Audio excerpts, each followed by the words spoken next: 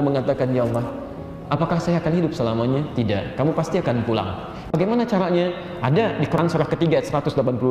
Namanya maut. Kullu nafsin dha'iqatul maut. Bagaimana maut itu datang ya Allah? Ada yang enak, datangnya tenang, memanggil Anda dengan kalimat yang nikmat. Quran surah 89 ayat ke-27 sampai ayat ke-30. Ya ayat Tuhan nafsun mutmainah dan seterusnya.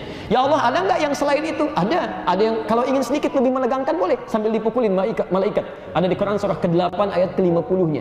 Ya Allah, bagaimana setelah itu yang terjadi? Kamu akan hadir di satu tempat yang tidak biasa, namanya alam kubur. Nikmat nggak ya Allah? Kalau ingin silahkan. Saya ingin persiapkan. Saya tahu malam pertama di alam dunia. Bagaimana malam pertama di alam kubur? Siapkan dari sekarang. Quran surah 3 ayat 169 sampai dengan 171-nya. Teman-teman sekalian, ya Allah, bagaimana yang lain? Apakah ada juga selain kenikmatan? Ada yang tiap hari ditampakkan api neraka. An-naru yu'raduna 'alaiha. Ya, di mana itu ya Allah? Ada di surat Ghafir. Quran surah ke-40 itu dari ayat 46 sampai dengan 48-nya. Ya Allah, setelah itu apa yang terjadi? Ada hisab yang akan terjadi. Ya, ada yang tegang, ada yang masuk surga langsung tanpa hisab, tenang hidupnya, diberikan kabar gembira sejak di dunianya. Quran surah kedua ayat ke-25-nya. Ada yang masuk neraka tanpa hisab, langsung diperlihatkan kepada dia, tempat kamu ada di sini. Jangan banyak pikir tentang hisab. Quran surah ke-18 ayat 100 sampai dengan 101-nya. Hadirin, kemudian setelah itu kemana ya Allah? Kamu bisa pilih yang masuk surga. Ingin surganya dekat dengan Rasulmu? Silahkan lakukan amalan ini. Quran surah ketiga 31. Surganya yang kedua apa ya Allah? Ada di taman surga, segala kenikmatannya Allah yang berikan. Quran surah 51 ayat 15 sampai dengan 23-nya. Ada lagi yang ketiga, surga seluas langit dan bumi. Quran surah ketiga ayat 133 sampai 134-nya. Demikian seperti neraka pun ada tingkatan-tingkatannya. Ada neraka yang ringan sampai neraka jahanamnya. Tinggal dipilih kalau Anda ingin masuk ke dalamnya, pengen yang mana. Ya. Itu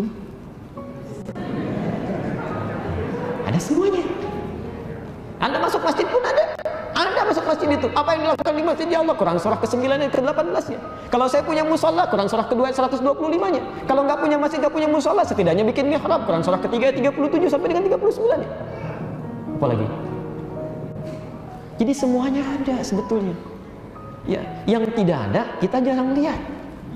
Yang diapalin yang itu melulu. Anas lagi gitu ya. Dan dikabulkan mimpinya ketemu jin terus, ya pantas kan? Minal jinnati. Alhamdulillah. Haula wala quwwata illa billah. Baik. Bapak dan Ibu sekalian, ketika semua sudah ditampilkan ayat-ayatnya, persoalannya bagaimana cara mengambilnya? Bagaimana cara mempelajarinya? Maka diturunkan kemudian oleh Allah Subhanahu wa taala dua kaidah. Kaidah pertama, ya, hati-hati, kaidah ini penting. Biasanya yang penting tuh nggak langsung tampak gitu ya. Kosong dulu seperti ini tuh ya. Jadi kalau udah nyambung tak baru masuk ya. Baik. Quran surah ke-59 ayat ke-7. Baik. Di ujung ayatnya. Pelan-pelan. Tadi Quran diturunkan pada siapa? Pada Rasul ya. Nah, sekarang Rasul kita Muhammad SAW dipilih oleh Allah untuk menerima Al-Quran dan menyampaikan isinya. Anda sudah tulis di dalilnya Quran surah kedua tadi ayat 129 sampai 100 dan 151. Sekarang kalau Rasul SAW sudah membawa petunjuk Al-Quran ini, maka kaidahnya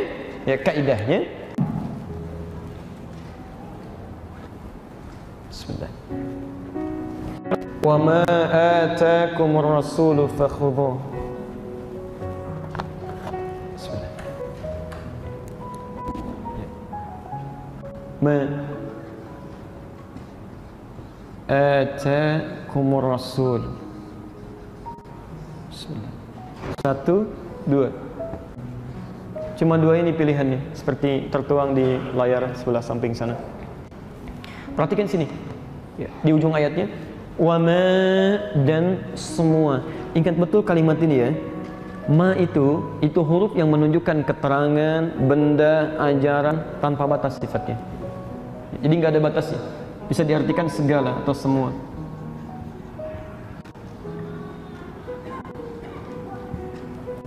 Ya. Atakumur rasuluh. Ya. Yang dibawa, ditunjukkan, didatangkan oleh Rasul. Lihat sekarang kalimatnya menggunakan ata. Ata itu ata ya'ti. Kalau ata yu'ti, itaan, muncul kata ita, bu ita, misalnya kan ada yang namanya ita dari kata ata asalnya. Ya. Sesuatu yang disampaikan dengan tulus. Disampaikan dengan tulus. Makanya kalimat zakat di Quran itu selalu diawali dengan kalimat ini. Ya, dengan turunan ini.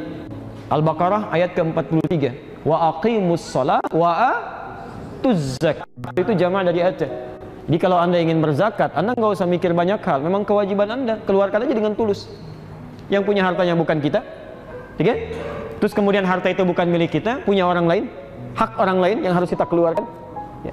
Tapi yang paling menarik, ketika Allah menyampaikan, kami wahyukan kepada Rasulullah SAW Al-Quran, lalu Nabi fokus sampaikan isi Al-Quran ini, disampaikan kepada kita.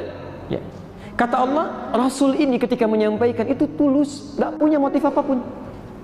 Ya. Tidak ingin mendapatkan apapun dari penyampaiannya. Apa Anda kira ingin mendapatkan pengaruh? Tidak. Kalau ingin dapat jabatan gampang, dari awal sudah ditawarkan. Ya, dari awal sudah ditawarkan. Masya Allah. Apa Anda kira ingin dapat kekayaan? Tidak. Tawaran sudah banyak, tapi tidur dengan keadaan yang sangat sederhana. Ya, Masya Allah. Ya. Jadi ada sesuatu yang sangat menarik di sini. Ya. Seakan-akan ingin mengatakan bahwa kami pilih seorang Rasul untuk menyampaikan kepada Anda misi yang sangat penting, dan dia tidak punya kepentingan gitu. Ya, nggak punya kepentingan dengan kita, semua yang diberikan untuk kita.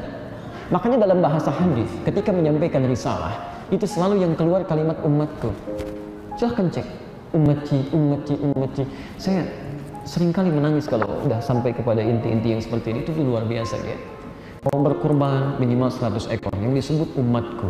Ya, hadis riwayat Ibnu Majah nomor hadis 3221. Dalam keadaan sekaratnya, menjelang wafatnya, kalau Anda kumpulkan hadis-hadisnya, yang hadis sering dilihat kadang-kadang riwayat Al-Bukhari saat Fudail membawa air wudhu, kemudian beliau berwudhu lalu wafat di pangkuan Aisyah itu kan, itu baru satu hadis. Kalau Anda kumpulkan hadis-hadis yang lainnya, di sampingnya ada Sayyidah Aisyah, ada Fatimah putrinya, ada Ali bin Abi Thalib. Setelah menyampaikan wasiat macam-macam, disebut tuh bukan mereka, tapi umatku, umatku, umatku, umatku, umatku. Anda yang disebut, ketemu aja nggak pernah gitu kan. Jadi memang ada ketulusan dalam jiwa beliau, nggak ada sesuatu yang diinginkan. Ya, bahkan dalam beberapa kesempatan ada kalimat-kalimat, saya sudah merindukan saudara-saudaraku, saya rindukan saudaraku. Kemudian orang-orang di sekitarnya mengatakan, ya Rasulullah, alasna ikhwanak, bukankah kami saudara-saudaramu? Ya, kata Nabi, bukan, kalian bukan saudaraku, kalian itu sahabat-sahabatku. Saudara-saudaraku itu adalah umatku yang tidak pernah melihat aku, tapi beriman kepadaku. Jadi Nabi itu merindukan pertemuan dengan kita, masa Anda juga rindu gitu kan?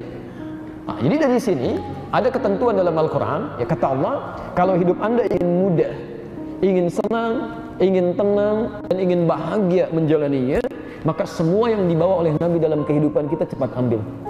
Fakhudhu, khudhu itu kalimat yang menunjukkan makna cepat. Khudh, cepat. Ya, jangan beri jeda gitu, cepat. Ya. Jadi begitu Anda mendapatkan sesuatu, Anda ingin ambil, langsung raih begini, itu khudh namanya. Ya, fakhudhu, cepat ambil, jangan tinggalkan.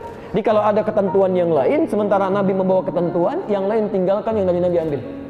Jelas di sini? Baik. Kalau sudah jelas, sekarang perhatikan. Saking istimewanya petunjuk Nabi ini sallallahu alaihi wasallam dengan segala kemuliaan Qur'annya, Allah berikan, saya ulang, Allah berikan penghargaan khusus bagi orang yang menjalani kehidupannya hanya berkaca pada petunjuk yang Allah turunkan ini. Saya ulang ya. Jadi ada orang-orang yang setiap aktivitas dia kerjakan, dia lihat petunjuknya. Qurannya minta apa nih? Petunjuk nabinya seperti apa? Maka dia selalu pastikan ini sesuai petunjuk, sesuai petunjuk, sesuai petunjuk. Orang seperti ini, maka langsung diturunkan satu ayat oleh Allah Subhanahu wa taala untuk menyifati sikap-sikap yang pernah ia kerjakan demikian. Ada di Quran surah ketiga ayat 31. Posisi paling kiri sebelah atas. Qul in kuntum tuhibbunallaha, katakan Muhammad sallallahu alaihi wasallam, jika kalian mencintai Allah, saya ulang, jika kalian serius mencintai Allah, fattabi'uni, maka ikuti aku, ikuti petunjuk Nabi. Jelas di sini? Ya. Poinnya bukan di sini, ini masih normal. Selanjutnya, lihat kalimat selanjutnya. Yuhibbukumullah. Ikuti seluruh petunjuk Rasul dari mulai bangun tidur sampai dengan tidur lagi, Ya, kalau ada yang mengatakan bangun tidur lakukan ini, kata Nabi bangun tidur kerjakan ini. Petunjuk Nabi itu yang paling hebat. Anda mau makan, kata orang-orang kerjakan seperti ini, kata Nabi enggak, kerjakan seperti ini. Petunjuk Nabi lebih bagus. Ketika Anda ikuti petunjuk Nabi, bukan hanya jaminan tadi yang dihadirkan, tapi kata Allah, yuhibbukumullah. Satu, orang-orang ini langsung akan diturunkan cinta Allah kepadanya. Dicintai oleh Allah. Dan kalau Allah sudah mencintai seorang hamba, yang diberikan bukan dunia, wa yaghfir lakum dzunubakum, dan diampuni semua dosa-dosanya.